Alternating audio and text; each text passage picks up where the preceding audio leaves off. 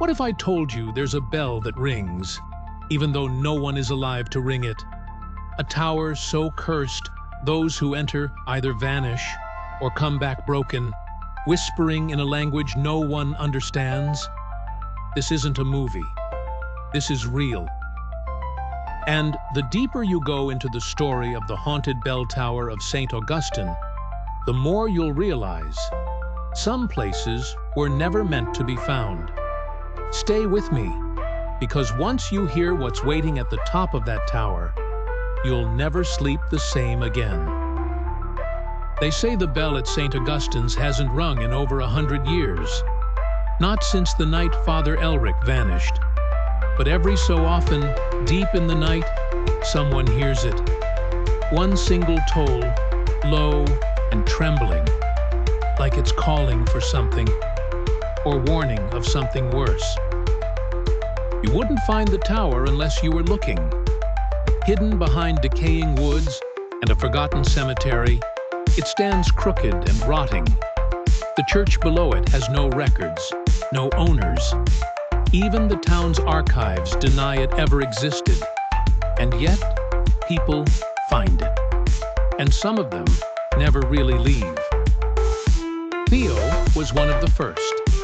A college student who stayed there overnight for a dare. He was found barefoot at dawn, covered in blood that wasn't his, unable to speak. Months passed before he whispered 3 chilling words. I met him.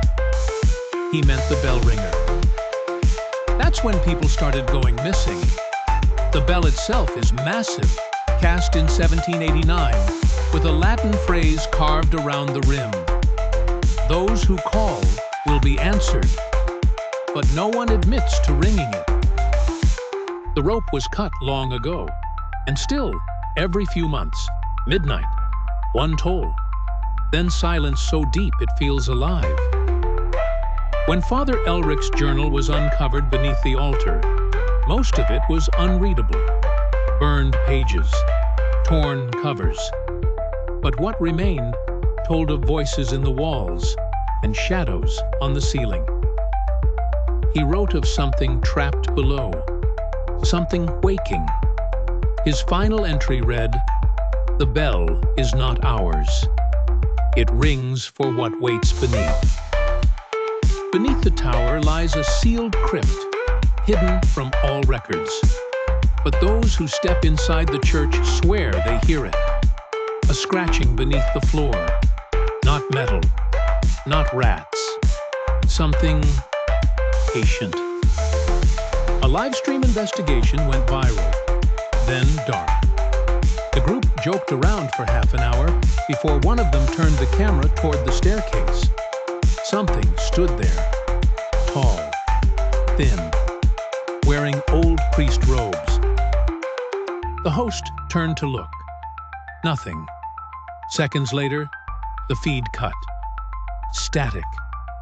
They were never seen again. Some believe it's not the tower that's cursed, but the bell itself.